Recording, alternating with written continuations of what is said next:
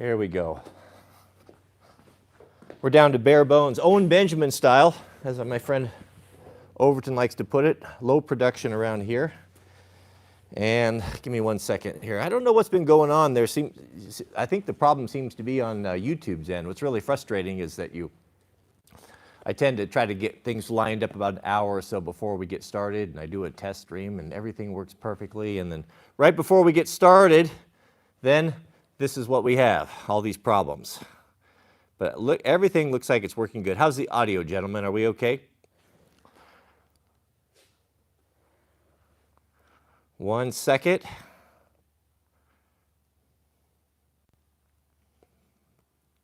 Five by five. Okay, great. Well, looks like we got some of the OGs in here.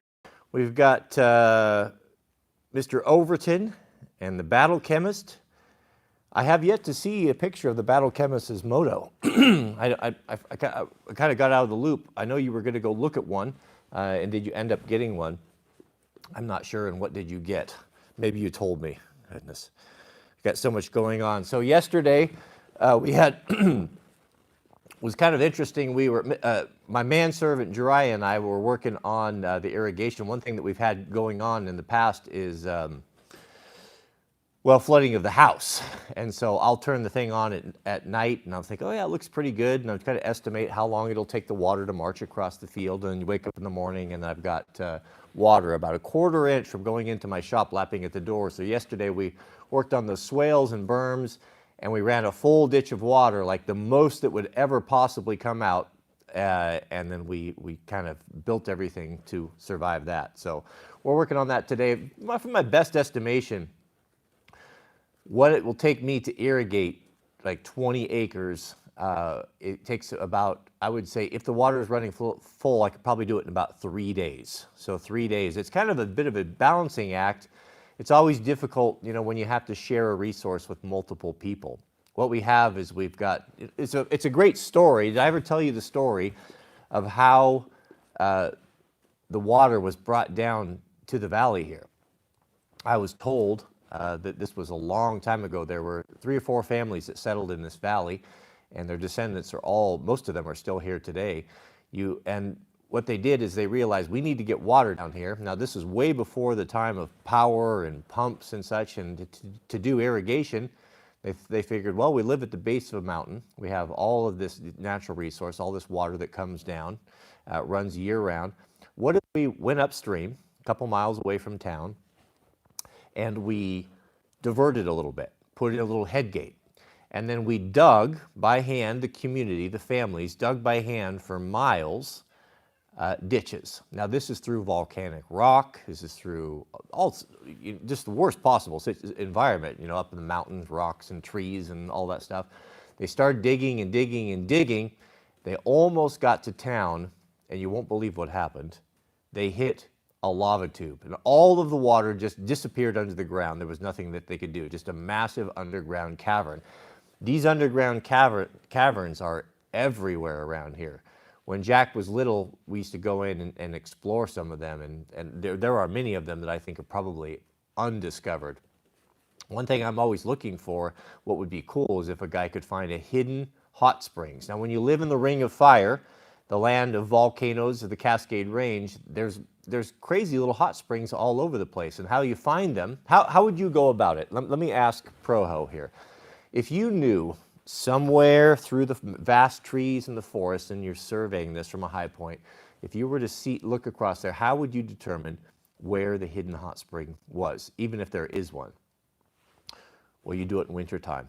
You do it in wintertime because wintertime it produces steam. And you can go up on a high spot, and you can survey, and you can look around, and then you can go right to them. I've not found one that hasn't already been discovered, but I'm always hopeful. How cool would it be to have your own private hot spring that only you knew about, that you could go and develop? I think that would be kind of a cool thing to do. I forgot what the point was. Oh, the irrigation ditch. Okay, so they lost all that work for nothing. Well, they went at it again and started digging again. Can you imagine the anxiety when you're putting that much time and labor in? You know, it's not like that was the only thing that they had to do at the time. They still had the hard work of running a homestead, running a farm. So I can just imagine the Herculean effort that must have went in to do something like that, that we get to enjoy today. The benefits of that.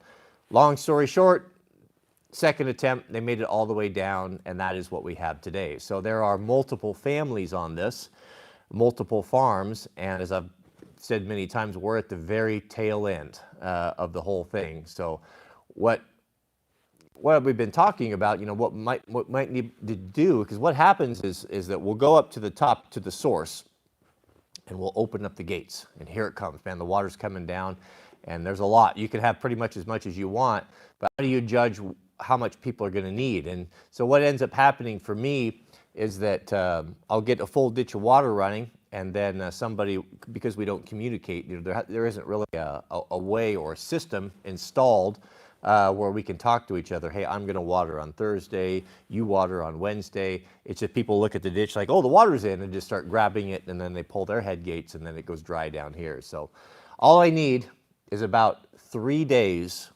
probably every 10 days, and I can completely saturate it and keep it all wet. So I've been out there doing that.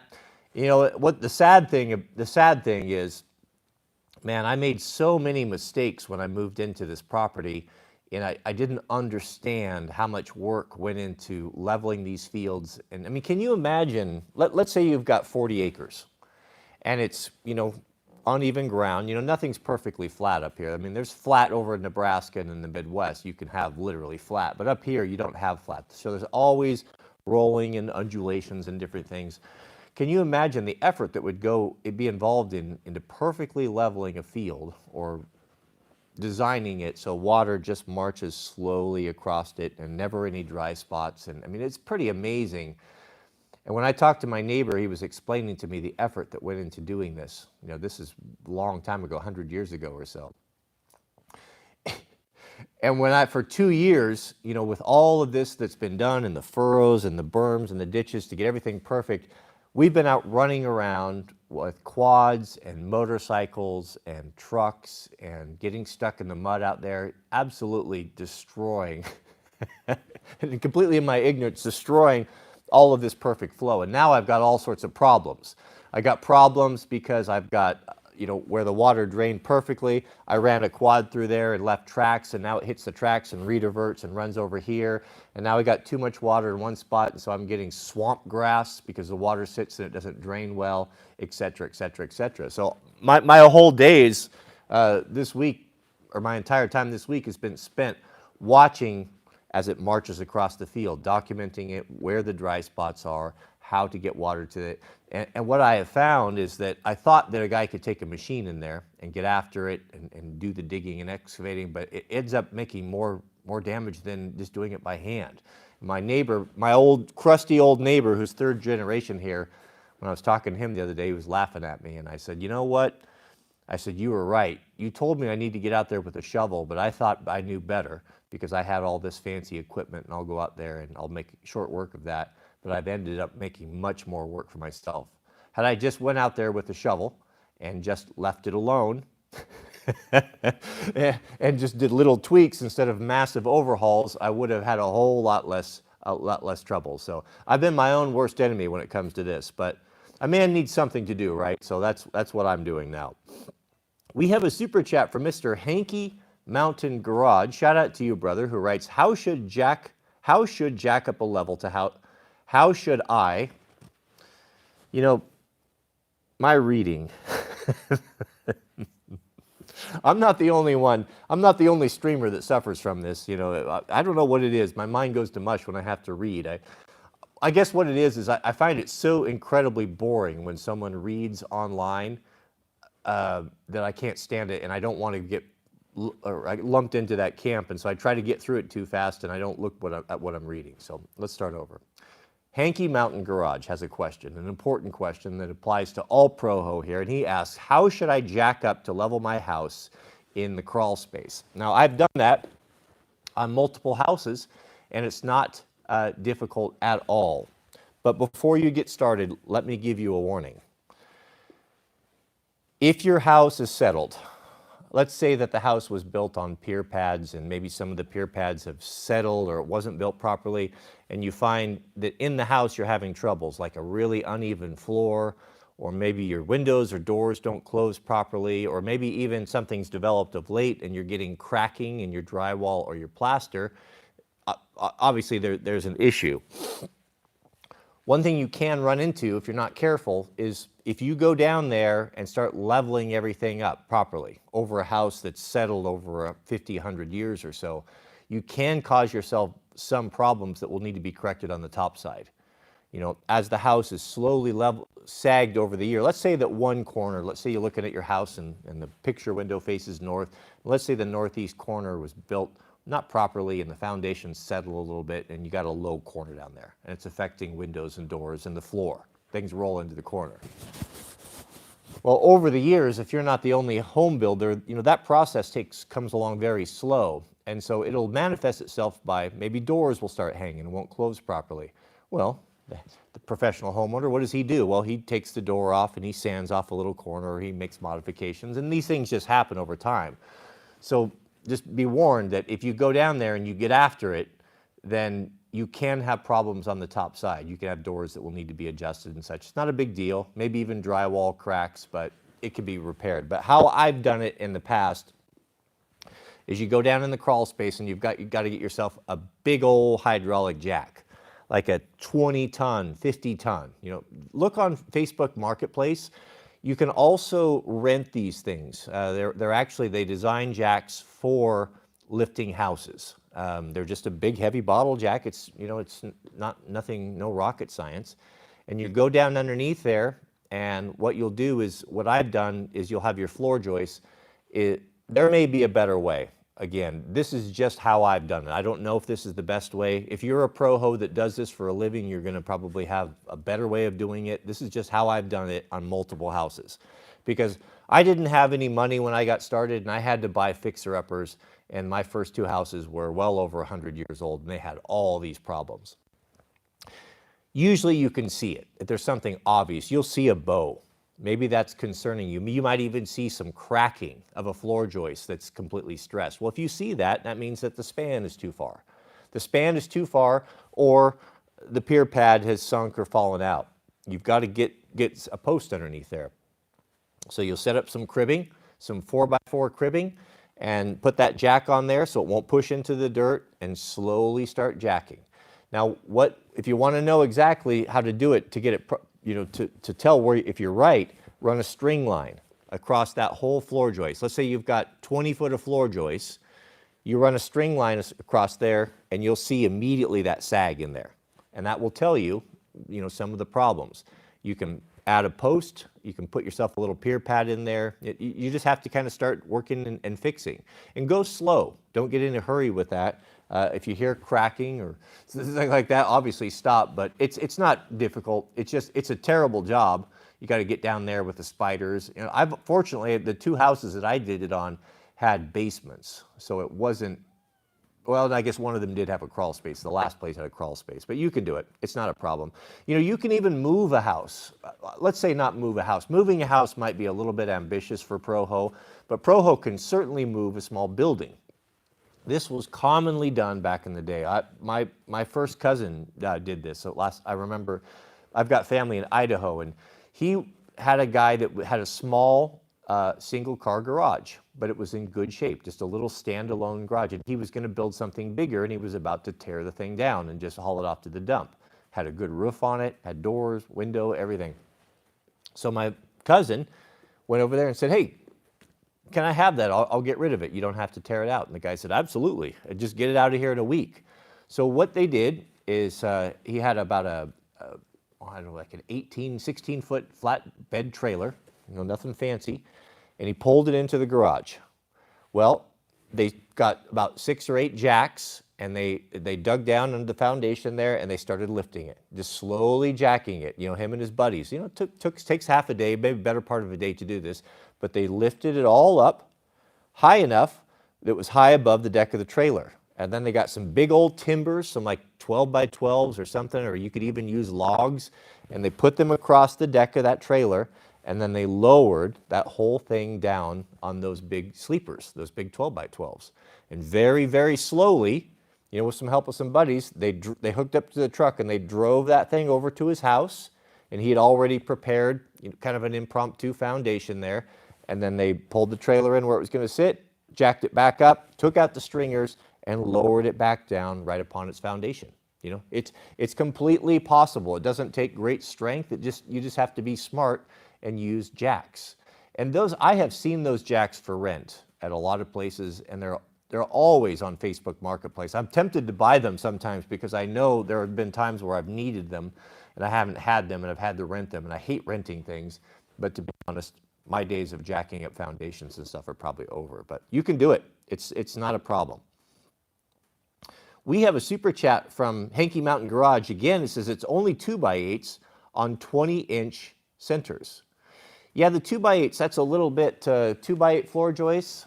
Well, 28 centers, that's not ridiculous. If you have one that's cracked or that you're concerned that may be starting to crack, you can scab a piece alongside of it. You can get another 2x8, even go on both sides and sandwich them. Basically, you're just going to make your own poor man's glue lamb. So what I've done in that situation, we had a cracked one that we had to deal with, is that we got the pressure off of it. We've jacked it up, got it to where it belonged, got some good posts underneath of it with some good footings, and then basically sandwiched that with a couple of 2x8s and nails, not screws, nails, 16-penny nails across, and to strengthen that and reinforce that in any areas that may be a problem. The reason why you don't use screws, as convenient as they are, and I love building with deck screws because I tend to change my mind and make mistakes a lot because I rarely work off of plans. I'm just kind of making it up as I'm going. And screws are handy for situations like that because you can undo something if you made a mistake. Where nails, it's hard to pull out 16-penny galvanized nails, man. It's brutal. So a lot of us build with screws. If you're doing anything that is in a dynamic type of environment, meaning anything that would be moving or have a lot of load under it like that, you've got live weight, you've got people upstairs moving. You can invite 15, 20 people over to your house, and you don't always consider that's a tremendous amount of weight. And when you have weight that is shifting around and moving, that dynamic weight is very hard on screws, and it will break them, and they'll shear really easily. So nails will not. The shear strength of nails is far, far superior to screws, and so you always want to nail something like that. But you can do it. You don't need any special skills. Just watch a couple videos and you'll figure it out. You do what you have to do. Yeah, Dan D has mentioned structural screws in the comments. I've never heard of this. I don't know exactly what that is. Well, maybe I do. When we built a deck not too long ago, and we used it was the first time we used hanger brackets for the floor joists. In the past, you always set those with Tico nails. A Tico nail is a small nail that's very oversized. It's got a thick diameter, and they have tremendous shear strength. And they're used for nailing in brackets and things like that. They're going to take a lot of live load, decks, floor joists, etc. Really a difficult thing to put in sometimes because you're down in the cavity between the floor joists, and you're trying to get in there with a hammer back and forth, and they're really horrible. So the last one I worked on, we got structural screws instead of those Tico nails, and that was far, far better. So I'm assuming it must be something like that. Yeah, structural screws are a game changer, yeah. Well, I've never seen big structural screws. I don't know about that, but I'm sure they're available. Yeah, well, maybe that would be a better option. Nails are fine. They're cheaper, stronger. But boy, if you change your mind, you're really in a world of hurt. Timber locks, yeah.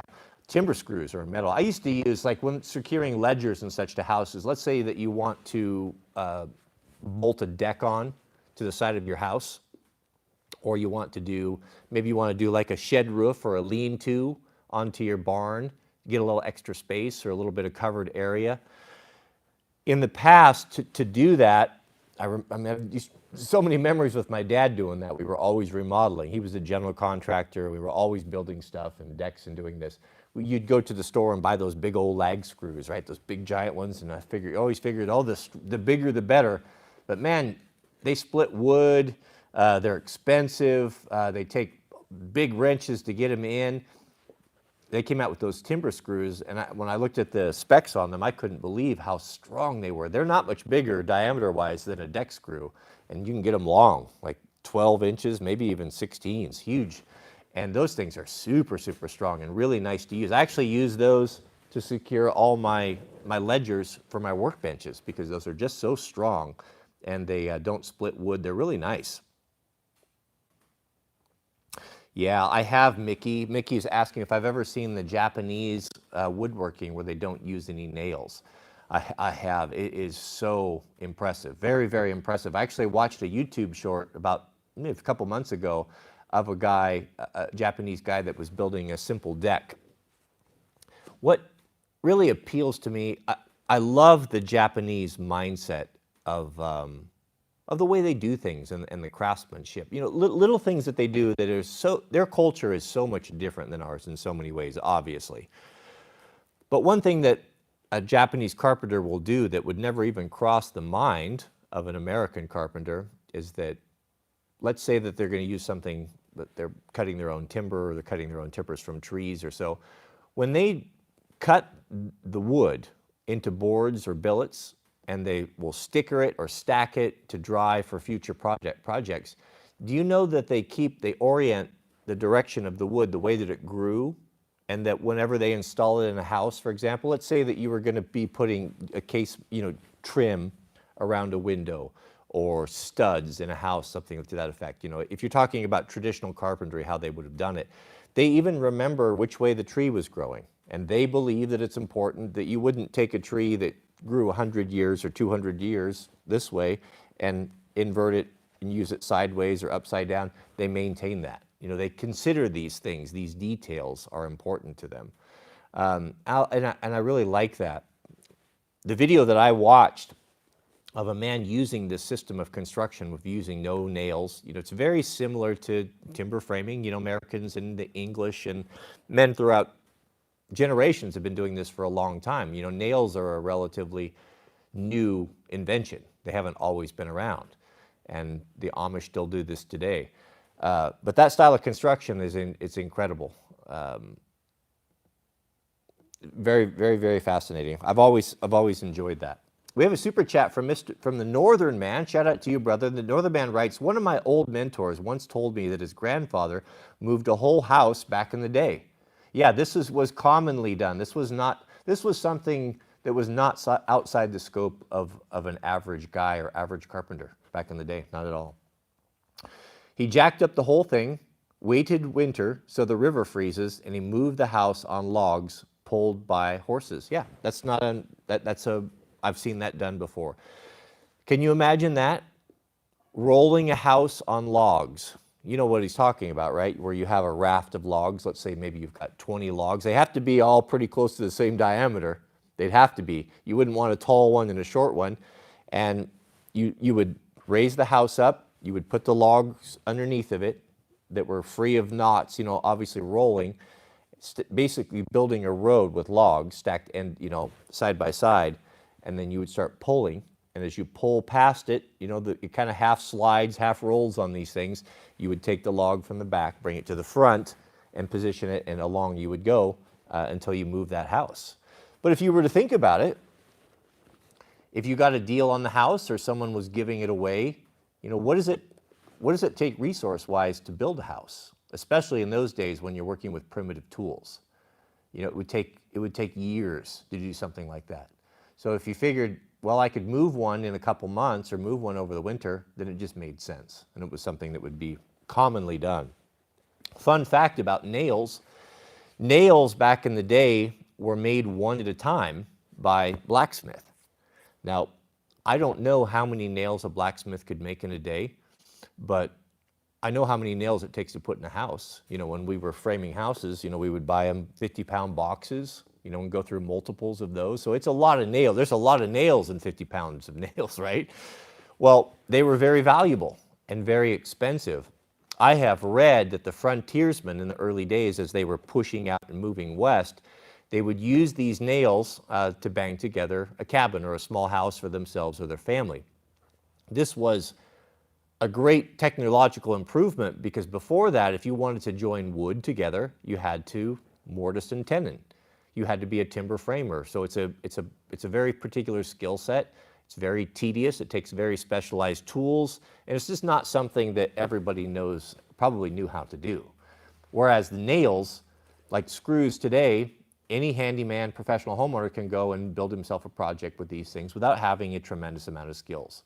You know, it's just a simple way of connecting boards together in a strong way that can build something, a structure. Well, these nails were expensive, and they didn't.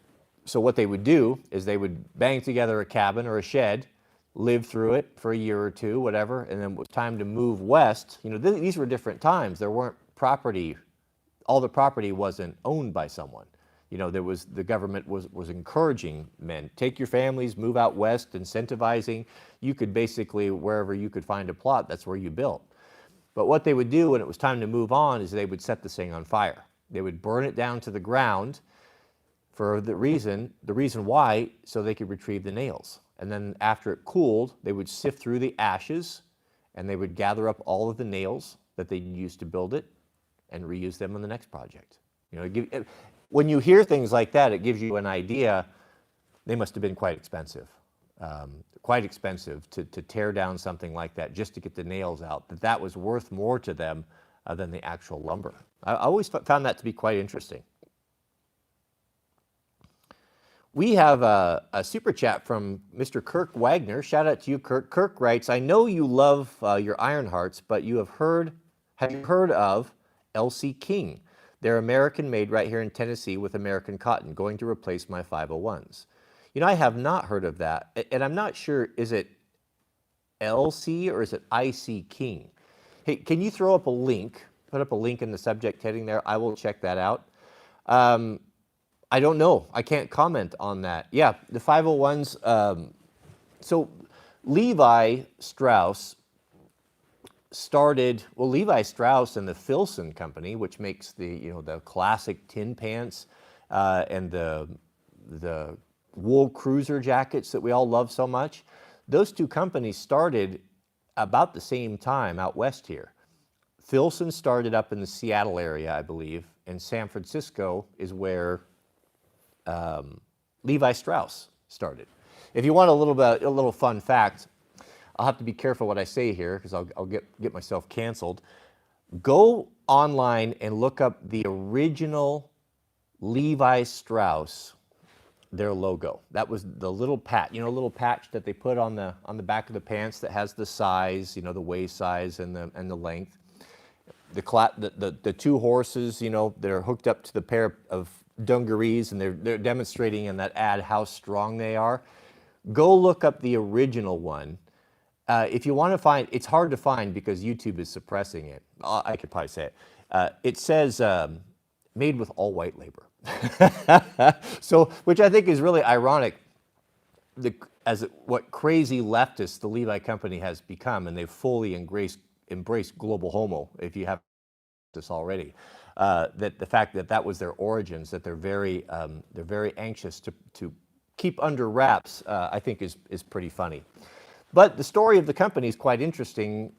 I've shared this before, but we get new people in.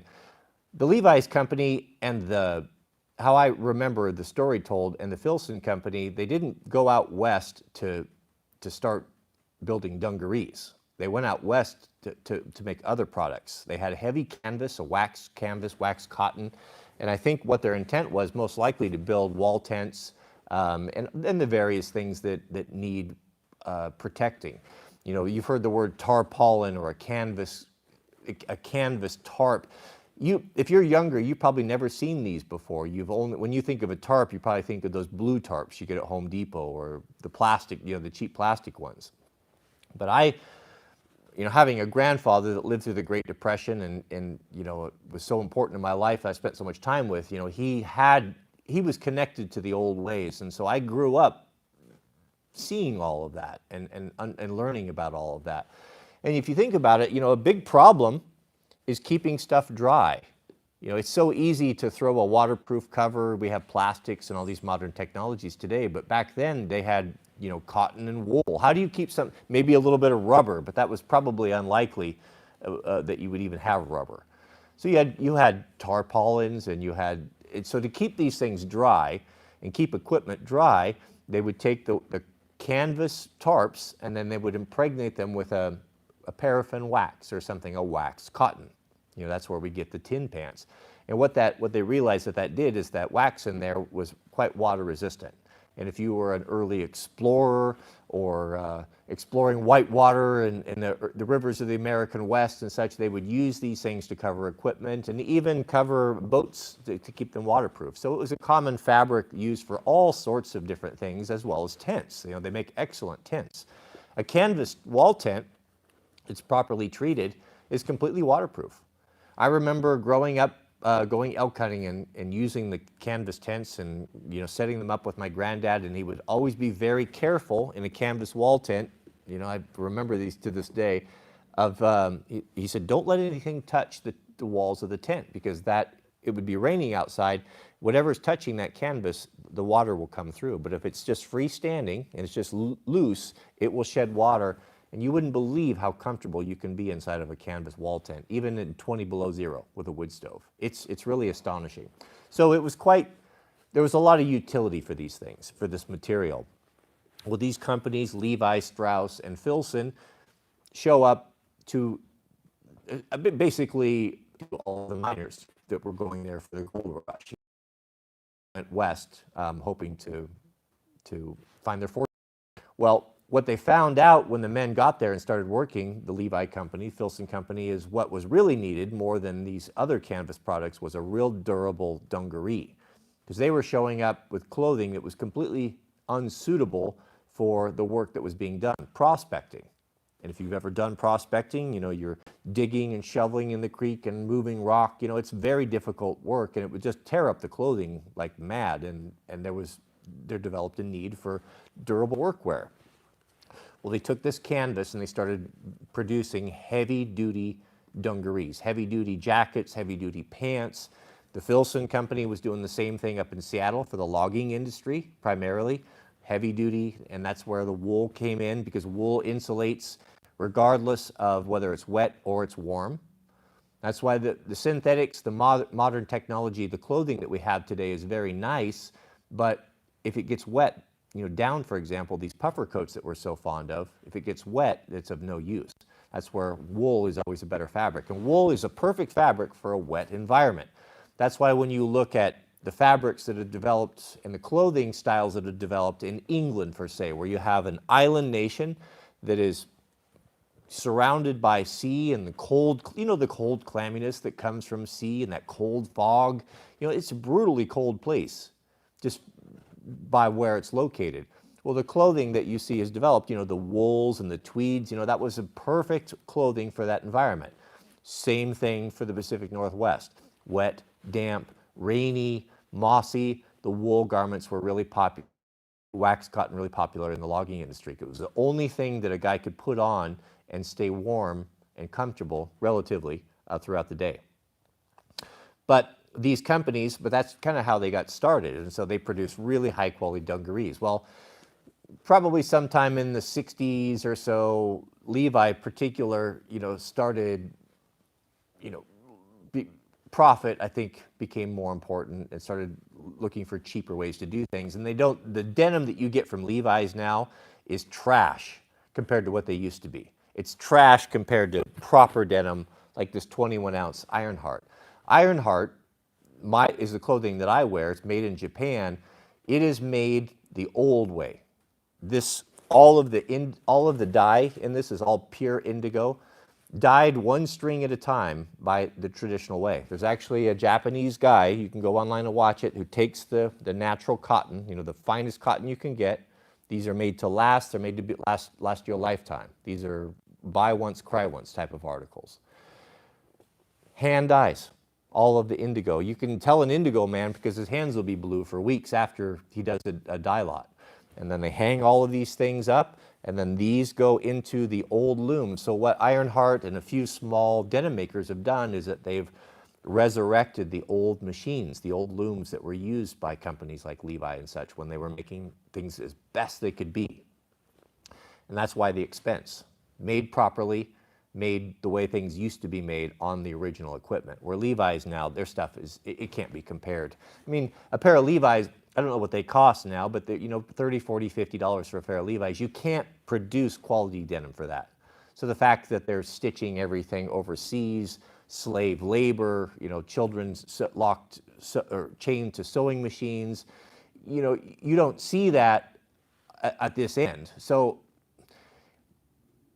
I guess, not to be a social warrior here or anything, but it matters to me. Once I became aware of the garment industry and what is taking place and what type of environments these children and women and men have to work in to provide us cheap clothing, like from the Levi company or the Wrangler company or Carhartt, anything like that, it just doesn't, it just rubs the wrong way. I don't like it. Not to mention just the overall quality is garbage. Have you put on a pair of jeans that fit you really great when you put them on in the morning when they're fresh out of the dryer or they're fresh out off the clothing line, only to, by noon, that they're just hanging on you? They're sagging in the butt and they're sagging in the knees, especially if you're kneeling and they're all stretched out and they just feel dumpy and feel like they're not fitting. Good denim doesn't do that. You get something that's properly made with proper cotton, a heavy weight done, woven on the old machines. It holds, there's almost no stretch to it. It will, over time, over the years, it will bend and conform to your body, the way that you move and your build to fit you like a glove, but it won't stretch out on you. So when you put them on and you take them off, they fit the same. It's astonishing, the difference. There's no comparison. But that particular company, I don't know. I don't know about that. I would like to see a link to see what that's about. I'll look into it. I'm a big fan of Ironheart. The motto with Ironheart, the motto for my wardrobe and clothing when I made the change to Ironheart was fewer things but better quality. To buy a proper 21-ounce denim trucker's jacket, and this is based off of the original, like the 1950s patterns of the Levi trucker jacket. It's just a classic jacket. This thing will, if you take care of it, will last you a lifetime, maybe multiple lifetimes, and you get to enjoy all the benefits that come from this. Clothing for men,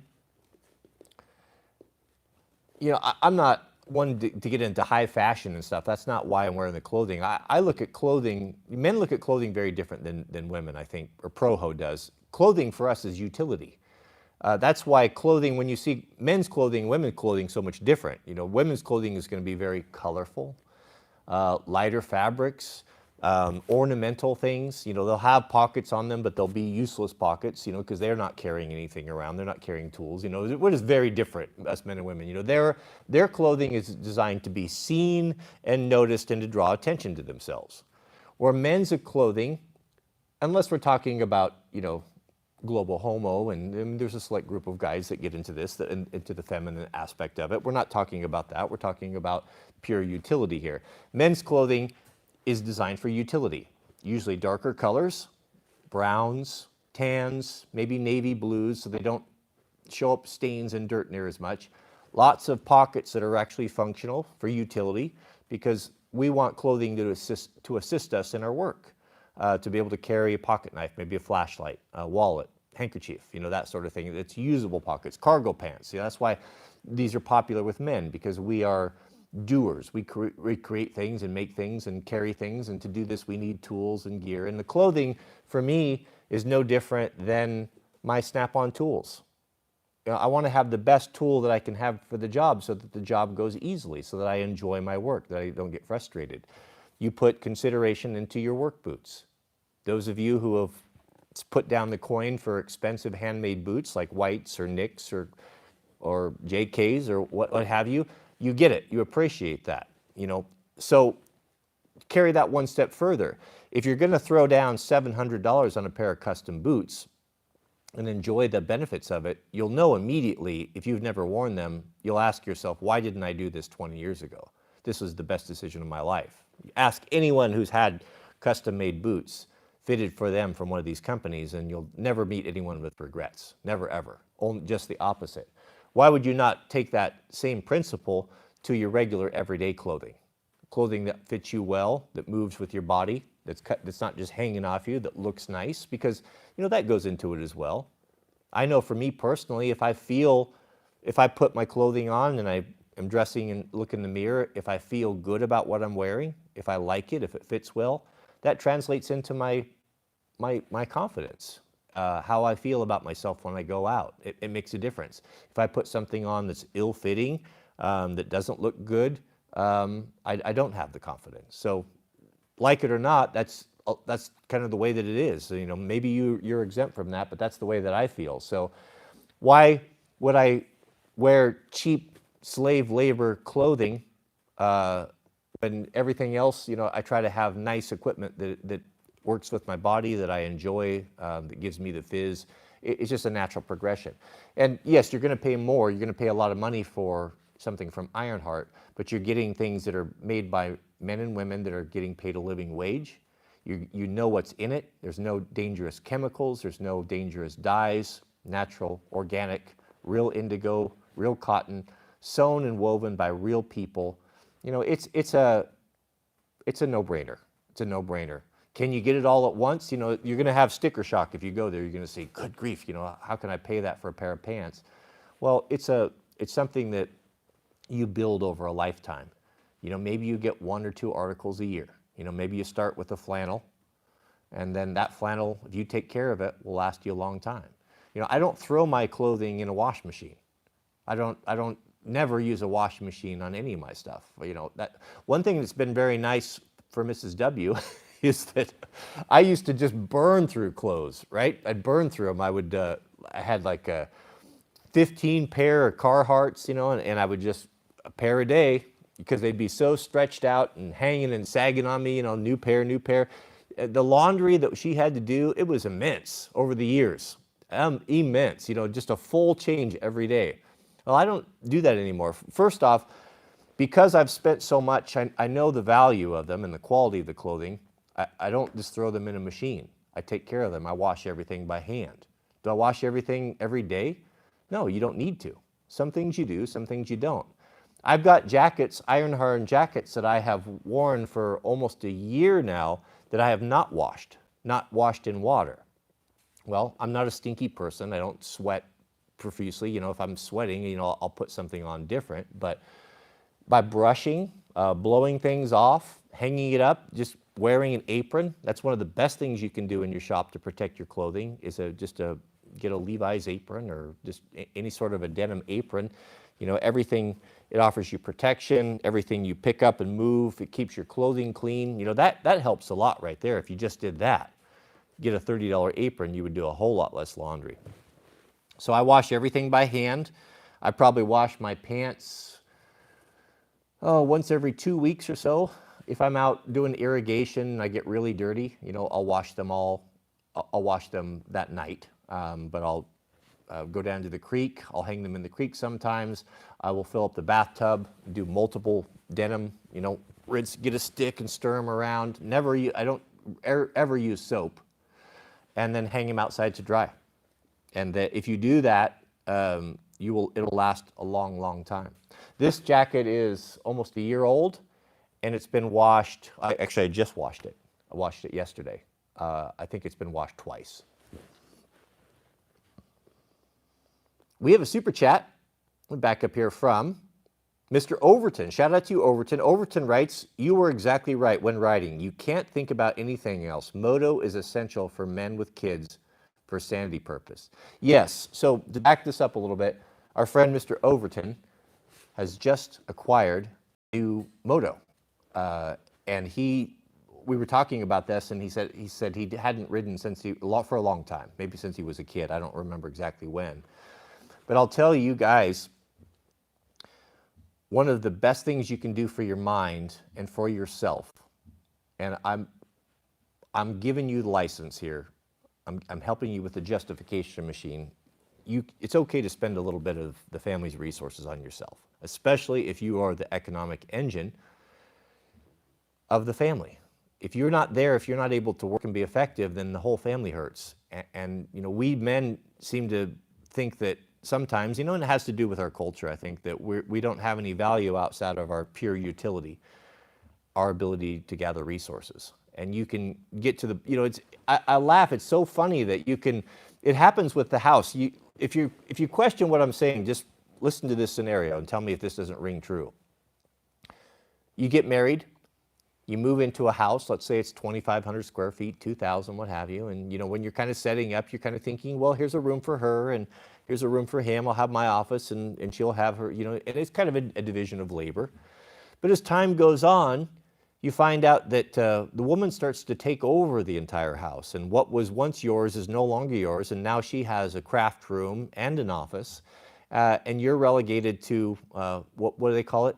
I hate this term. I absolutely despise it. The man cave. The man cave out in a little corner of the garage or maybe an outbuilding somewhere, relegated to be out in the cold with all the stored items and the Christmas gifts. And that's where you are supposed to spend your time. And if you're a shop guy, you probably spend a lot of time out there. How is it that the king of his castle, the one that is the economic engine of the family, the producer, the one that should be getting all of the support from the family, that all the family should be backing because he's really the heartbeat of the whole thing, how is it that he has to suck hind tit and be relegated to a man cave or a dreary basement or a garage? You know, I don't subscribe to that. I don't like that. I think that you need to push back a little bit on that. I mean, it happens slowly over time, but you need to take care of yourself. And the reason why I'm talking about this is that there's a lot of demands on professional homeowners and men as a rule. You got to go out and you've got into one of the most competitive environments in the world to scratch out a living amongst other men that are trying equally hard. You know, you're going out to battle every day. Don't think you're not. It's not easy on you. It's a difficult thing to do. And you're doing it not necessarily because you want to do it. How many of you are working jobs that are hateful to you because of the obligation that you know that you just, inherent obligation that you have built in that you need to provide for your family? And you should, rightfully so. You took on the mantle of being a husband and a wife. You know, it's the job that you put your hands to do. I'm not saying that you should shirk your duties. We have that responsibility. But why should we be a second-class citizen in our own home? We should not be. We should take back the respect that is due us. And it is completely appropriate to rededicate some of the resources of the family to get something that helps you with that gives you some recreation, that gives you an outlet, an escape from all of the pressures of life. And just like what Mr. Overton is saying right here, you know, and I told him, and he's just confirming this, I'll read it. You were exactly right. When riding, you can't think about anything else. Moto is essential for men with kids for sanity purpose. It's so great, and the one wheel is similar to that, but the moto is better, to be able to come home and just to get away from everything for just an hour, just to get on that machine, as Jeff Slavens calls it, that throttle therapy. Throttle therapy, to get out and to clear your mind. Get out on the open road, go ride some trails, go explore something. It's true freedom, beloved. There's no freedom that a man can express that, well, there may be that I'm not aware of. You know, men can find freedom in different things. I'm not going to just go out and say that this is the only way, but this is one of the best that I've found, and I've tried a lot of different things. Pure freedom comes from when you throw your leg over that moto, especially if you have a dual sport, and you've got the day ahead of you, and you can roll on that throttle and go wherever you want, whatever speed you want. You can do whatever you want. It's pure freedom. And for me, when my mind is going overtime and I just can't get any peace, I'm getting stressed out about economics or stressed out about relationships, whatever it may be. My kids are wearing me out, you know, just to get on that bike, to be able to roll that throttle on and to get away from it for a little while and just to go out and enjoy that true freedom. It's the closest thing that you can experience next to flying is essential. And what I do is I ride fast enough. I ride in control. I'm not going to say I ride out of control. I'm not a fool. I know I'm not immortal. I know the consequences. And there's no room for error there's no margin for error. You can be perfect 99% of the time, and you blow that one corner or come in a little too hot into a situation, and you run off and hit a tree, all of it, you're quadriplegic or worse. So the risk part of it is real and true, but when I'm deciding a pace or what I'm comfortable with, I ride fast enough, and this could be road or trail, it doesn't matter, ride fast enough where it takes all of my concentration, 100% of it, to focus on what I'm doing because the consequences are severe. And what that does is that crowds out the cares and the worries of your life. If you find yourself on the bike, you can be in a dangerous situation. Your head's got to be right, especially if you're riding fast and aggressive through mountain canyons, again, dual sport, off-road stuff.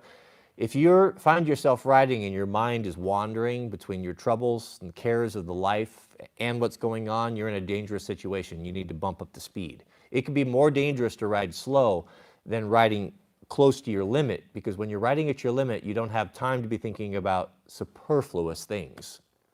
You're only thinking about what's in front of you. And to be in the moment, 100%, making all those decisions, and there are trillions, if not billions, of decisions that are being made in real time of body weight, position, I got to avoid this, how do I carry, there all these things going on. There's so much going on, so much complexity that you do not have the ability to be worried about other things or work or relationships. You're focused completely on what you're doing. And how long has it been in your life? How long has it been since you were in a situation where you could completely be single-minded about one thing? It's really glorious, especially with the number of complexities that we have to deal with as men in this society. I'll go out on a limb and I think I could say that never has a man had to deal with, to have to process more information than in this current time. It's more than I think we were designed to process, and you get to the point where you just almost feel like just shorting out. Maybe it's age, maybe whatever, but I find myself kind of turning into a bit of a Luddite. It's like, man, the thought of like picking up, learning another program or software or getting a complicated piece of tech that doesn't have a great interface where I have to go in and through menus and stuff. I'm so over that. I feel like I'm full, that I don't have any room or capacity to take on another thing like that. And I'm actually to the point now where I'm stripping things away that add complexity and things to my life that I just don't want, and focusing on things that really looking at the things that matter to me. What is it that I enjoy doing? When I have my off time, where do you find me? Well, for me, you find me in my shop working on my bike. So that tells me that's where my heart is. That's where I like to do. So that's what I focus on. But Mr. Overton is right, 100%. Yeah. It only gets better. And when you get some riding buddies, some really good dudes, when you get your own war band together, meet some other guys like-minded that see things the way that you do, it just enhances it even more. I look forward to the weekends. I can go ride anytime, and I usually do in the evenings, but the guys that I ride with, they have regular 9-to-5s, and they're not available typically until the weekend. So we always try to plan a good ride. I look forward to that so much. It's really wonderful to be in the presence of other men. It's important. We have a super chat from Cowboy Bear. Shout out to you, Cowboy Bear. He writes, "Whatever happened to the den or the study?" Yeah. Well, it was commandeered by women. Or your women took it. Yeah. This was always done in the past.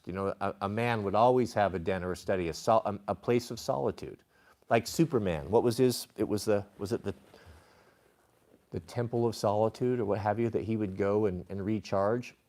There's a precedent for this. When Jesus was being thronged by the crowd and he was surrounded by thousands of people that were flocking to hear him and to touch him and just to be in his presence, he would teach all day, sometimes teach through the night. And it was physically and mentally exhausting. And he is the example of how we are to deal and to deal with difficult situations on this place that we live on the planet here, or the flat Earth, whatever you subscribe to. We're told that he would go away to a quiet place, a place of solitude, and he would recharge. He would reconnect with his Creator. He would recharge his batteries, so to speak, so that he could be effective when he would come back. That even him, the Son of God, regularly would separate himself from his friends and his disciples to go away to a wilderness place, a quiet place, a place of solitude, where he could be alone in his own thoughts. And you can be that, you can find that on a moto. Certainly. You can, there's two different ways you can do it. And sometimes I prefer, we've talked a lot about one of the best upgrades you can get if you're riding with multiple people is the headsets. The Sena headsets, or whatever brand you choose, is a wonderful upgrade, especially with kids. If you have children that, let's say you have teenagers or teenage boy, I'll just give you my particular example. When Jack was getting up 15, 16 or so, we found, there's a lot of difficulty sometimes getting along with your dad. You're trying to find your own way. You're trying to become your own man. You're trying to become independent, and you start pulling away, because you don't, and it's natural. It's what boys should be doing. But you can also find that you don't have near as much in common, and it's hard to find common ground with your kids and things that you can talk about and do. Some of the best conversations my son and I have ever had have been, it doesn't matter the ride, whatever ride, it could be a short ride in the evening, after work, it could be a whole day thing, but I put that comms in our helmets, and he'll just start talking, and we'll just talk intimately for an hour or two, conversations that we've never been able to have just in passing at the house with how busy life gets, and I get to know my son and what he's struggling with, and what's going on with him and with girls, and his concerns, and important lessons and problems can be solved. And some of the best moments I've had with my son has been in that helmet, because we invested in those speakers. That's a great thing. I would strongly encourage you to do that if you have buddies. $200 investment, you can get into a Sena, and it's be some of the best money you've ever spent. But there's also a time where you don't want that. I've also been on group rides where, I wanted to be on my own personal odyssey. I wanted to be alone in my helmet with my own thoughts and my own, I guess, like I said, my own odyssey. I'll turn it off. I'll tell the guys, I've done it multiple times. Hey, I'm signing out. Nothing personal. I just want to be in my own head today. Want to have my own experience.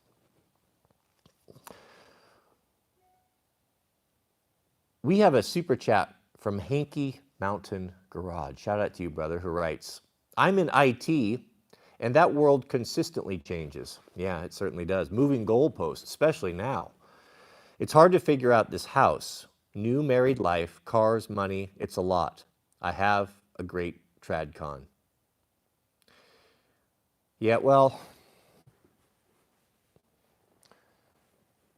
I can tell you, you don't have to be a prophet to have an insight to what your future holds here.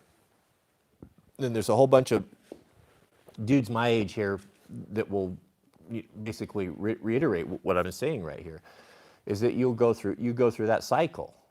You get married and you get the house, and you want to keep our women and family happy, and it's competitive. We live in a hyper-competitive society. Let's not lose sight of that. A lot of the things that we do, I think, are not necessarily what we want in life, but do it to keep the respect of our women. If she sees the neighbor getting a brand new truck or a new upgrade or something, it's the classic thing of keeping up with the Jones. This is the trap that has been curated for us to fall into. This is the consumerism. And then what I can tell you is that there is you never arrive. No matter You may think, this is what I used to think, you may think in your mind, you have a salary in your mind. If I could reach this, get this promotion, then I would be set. I'd be able to get a brand new razor, maybe a newer truck, maybe a pair of custom boots, dirt bike, what have you. You think, well, if I could just achieve these things, that's where it's at. Then I'll have it made.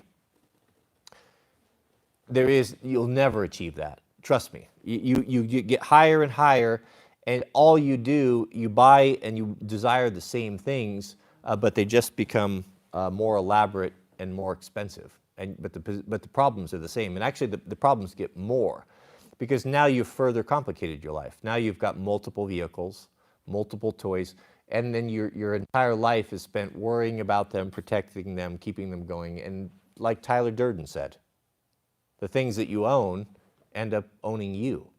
You have, with the money that you've made, instead of buying yourself recreation and time-saving equipment, you've bought yourself a whole bunch more work, a bunch more little jobs, oil changes, tire changes, cleaning, maintaining, all these things, with the valuable time off that you have, which is not very much for a Western man. If you're putting in a 40 or a 50 or a 60, you're pretty tired in the evenings. That time's really not your own. There's obligations with the family. So then maybe a day or two on the weekend. So now that, rather than out doing something fun with your family and your kids, now you're wrenching on stuff or fixing stuff. You can just see where that goes. There's just no end to it. The advice that I would give you is to realize that. Just live for the moment. Really, I mean, just don't live for the moment, but don't miss out on that. Don't be looking so far in the future and not enjoying what you have right there in front of you. I heard something yesterday that absolutely rocked my world. You hear these platitudes all the time, but I have thought about nothing else for the last 24 hours or so, and it was something to the effect of, when you find yourself in a situation throughout the day that let's say an example of your children. You got little kids. I've got my son, Jack, is 18, and the Sweet Loaf is 5.5.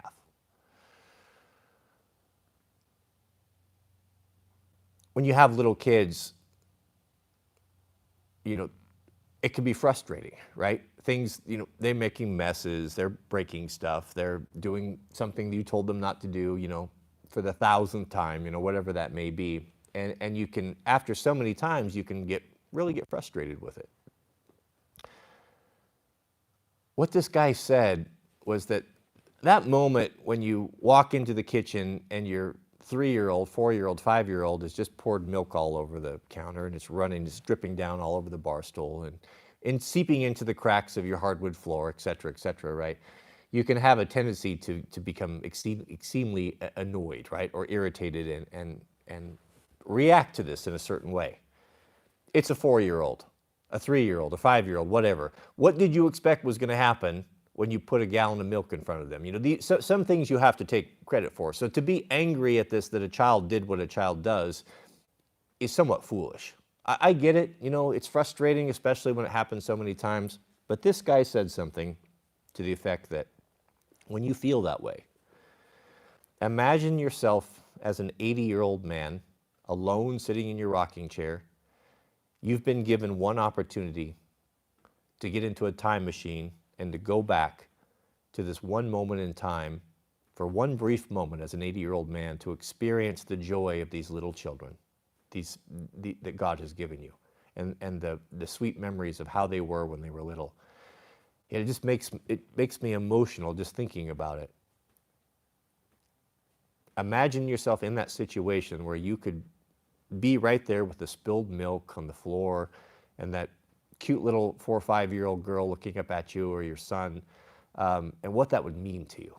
How valuable would that be to the 80-year-old man to have just a brief moment in time where he could actually step back into his shoes in the very presence of his little children?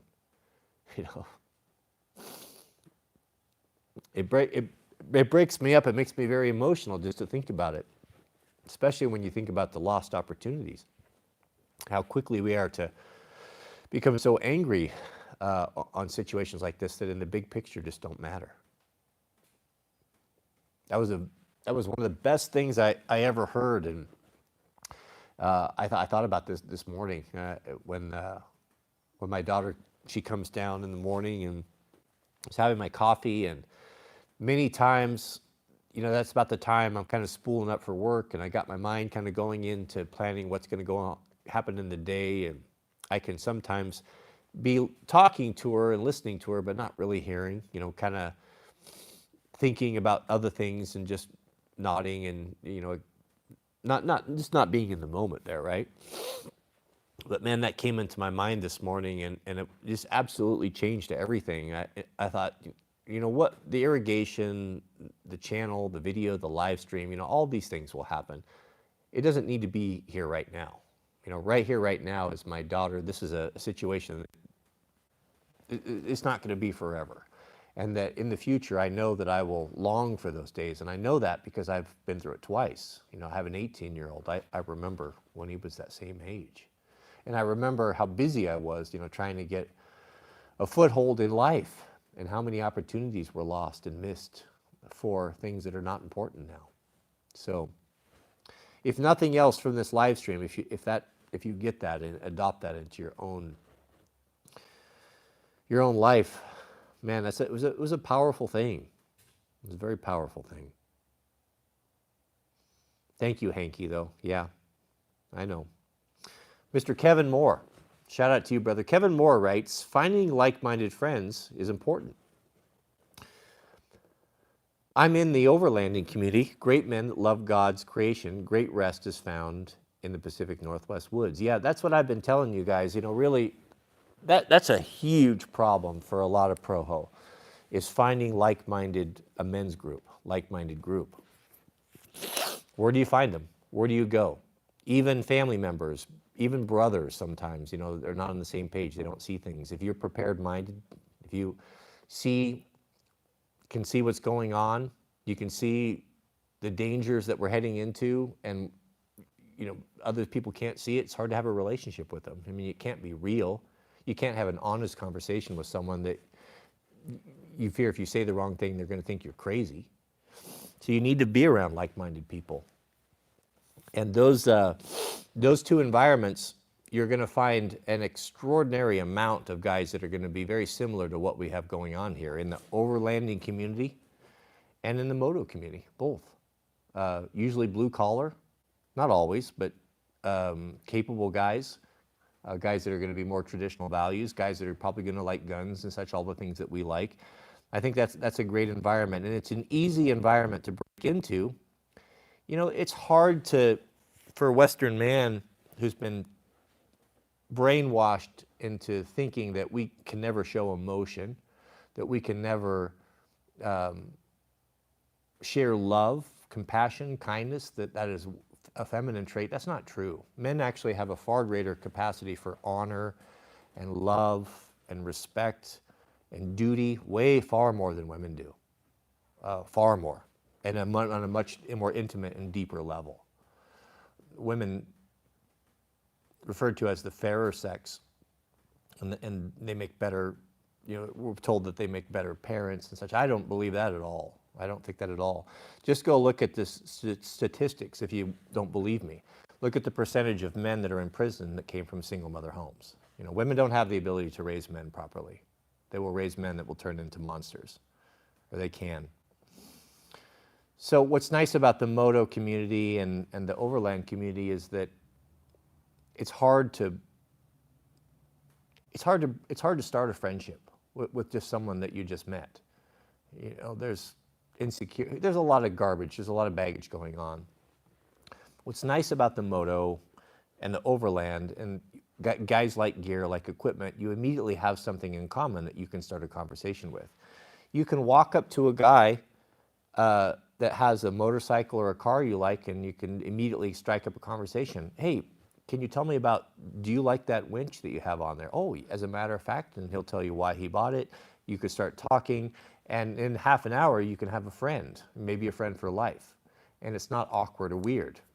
I think that's I think that that's a really a good way to start building your war band, start building a friend group of common values. 100%.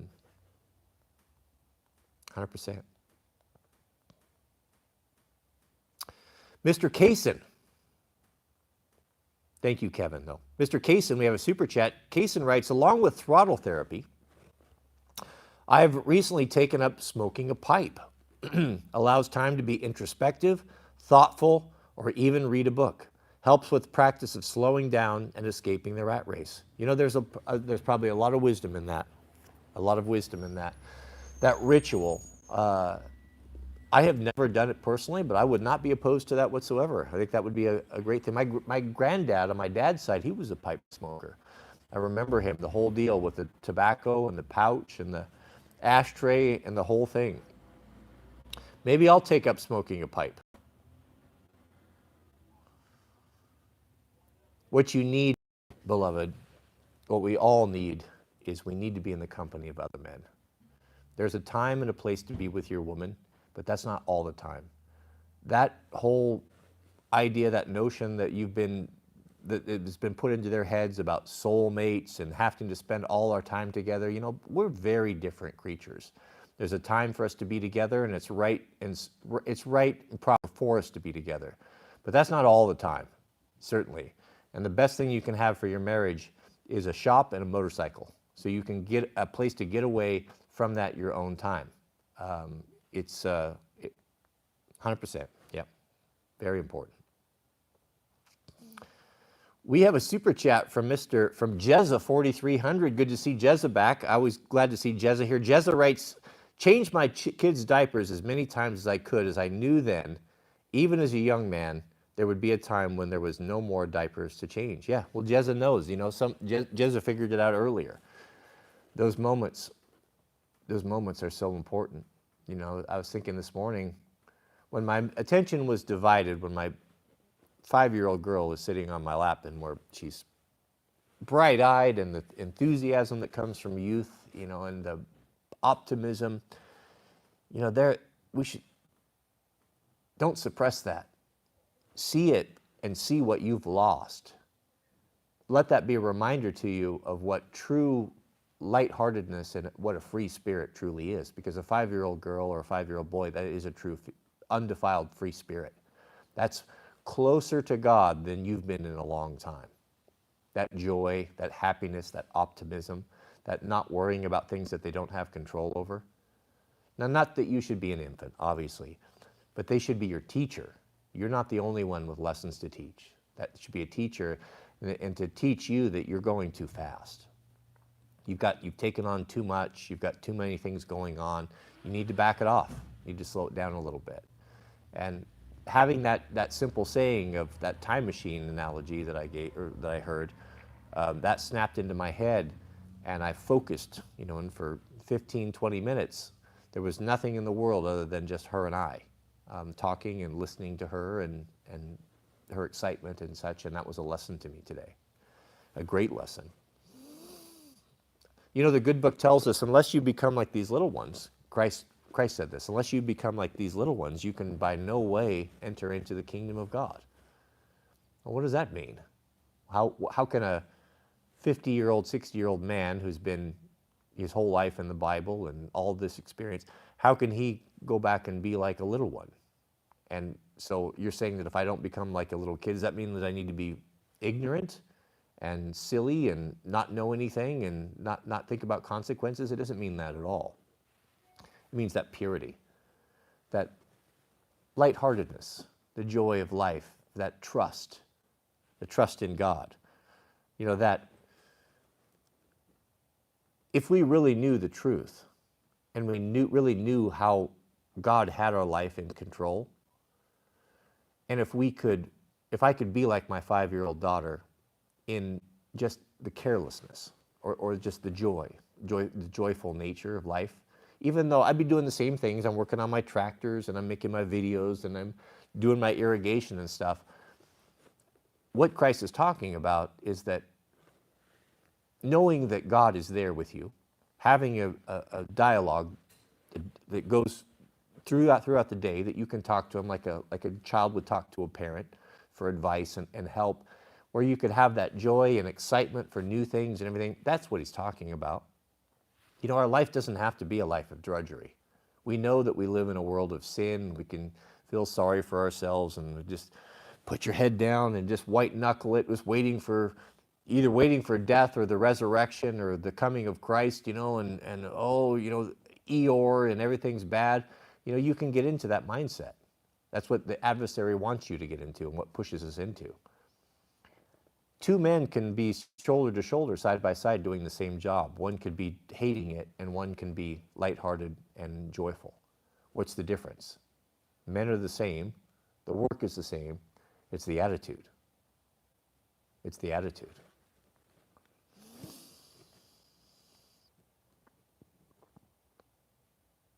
Thank you, Jezza. Appreciate that.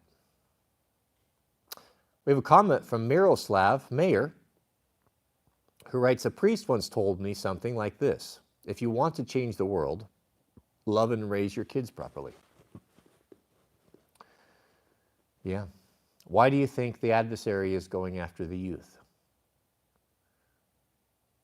in the schools and stuff with all of this propaganda and the global homo and all of that? Because they know if they can get the kids, then they can change society that way.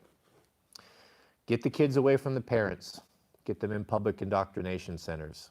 Get the women and the men separated so that both are out in the workforce, and now they're open to temptations that they wouldn't have if they could draw upon one another's strength. Get the kids involved in all manners of activities and sports so they're not home until 10 o'clock at night. Get everybody running around like crazy, doing all these things, going, never seeing each other. Get everyone divided, get the family divided as much as possible in their own lives, doing their own things as much as possible so they have nothing in common and nothing to talk about until finally it all breaks up. That's how you destroy a country, is at the family level. That's where it starts. You attack the family, and then everything else will fall. The family is the underpinning, is the foundation of society, and that's what has been destroyed. And that's what I've always been about here for almost going on 15 years now. What is the underlying theme being? The importance of a man taking care of his house, being an example to his children, trusting God, keeping the commandments as much as possible, and sticking to the traditional ways that have always worked, the ways that have been laid down by the Almighty, and not adopting the latest thing, the latest trend. And look at the fruit. Look at the fruit of these families that have put their girls into these liberal colleges. Look what comes out the other side. It doesn't take them very long, and they're destroyed.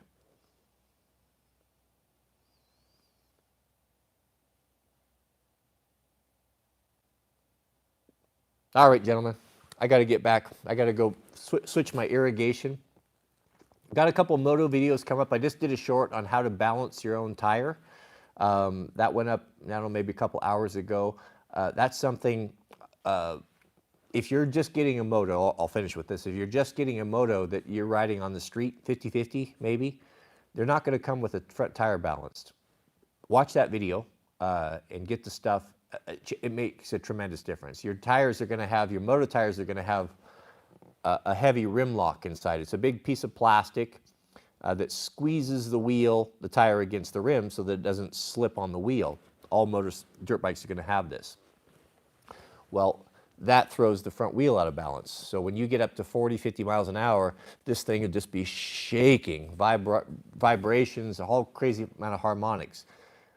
In that video, I'll show you how you can balance your own tires. All you need is a long bolt, clamp it in your vise, and a handful of little brass wheel weights. And this is the way that has been done since like the 70s. Road racers that ride their GP guys that ride 200 miles an hour still regularly balance their tires this way. Some consider it to be the very best way, and you can do it in your own shop. You don't need any special tools, just a few weights, and I would encourage you to do that. I do the front and the rear. Do the front for sure. You can get away sometimes without the rear, but doing both is best. So go check that out. Also, I'm thinking about building a really cool dashboard for the TE300 out of carbon fiber. I've never worked with a carbon fiber before, and I ordered a piece, and I'm thinking about doing that today. So I might do that. That might be coming up this afternoon. So look for that too. If there isn't any important more comments or anything, we will wrap it up until tomorrow. Yeah. We'll shut it down. Well, I appreciate everyone. Thank you guys for the super chats and for hanging out with me. I always enjoy these streams. Yesterday was a great stream. That was so interesting talking to Evan, and his knowledge base and his attitude towards communication and radios was quite delightful. I would encourage you, I know it's not, I don't typically go back and watch old live streams. They seems not to be as fun when they're not as fresh. I would encourage you to go watch that one. Evan really did a good job in that and brought some great information, and I'd like to do that again with him in the future. That dual stream format worked really good. YouTube has a new feature that if someone, all guys got to have is a YouTube channel, and so I'm going to put this out to you guys. If you know someone that is a fellow YouTuber that would like to do a dual stream that has something interesting to bring to the conversation, insights or particular knowledge, put us in contact, man. I would love to do that. I would love to do, I would like to have multiple live streams every week that would be dual streams with other guys, you know, so reach out to them on my behalf. If it's appropriate, have them contact me, Cody@Wranglerstar.com. I can send them a link. We'll set it up 12:30 normal time, and we could do that. Who knows what, you know, there's a lot of good folks out there that have contacts or knowledge of people that are doing interesting things, or might even have a great product that would be beneficial to us here as a group. So, and we can help out with that too. So I would like to do that. That went so well yesterday. I enjoyed it. I enjoyed the energy. I thought it was just a great stream, and it's a great concept. So reach out, let me know, line it up. You know, you guys are all part of this as well. So if you'd like to see something or a collaboration of some sort, we could do it. I don't care if they're a small channel. It doesn't make any difference to me, just as long as they have something to bring to the discussion that will make us better and wiser on the other end. Bear Independent. Yeah, he's a great dude. Great dude. All right. May God bless you and your families. I ask, please keep us in your prayers. We do really appreciate that. We're grateful for you guys being here and your faithfulness, and thank you, Overton. Glad to see you back in the comments, and the rest of the middlemen for all they do on the back end. That's it. All right. Well, keep us in your prayers. We'll see you guys on the next stream.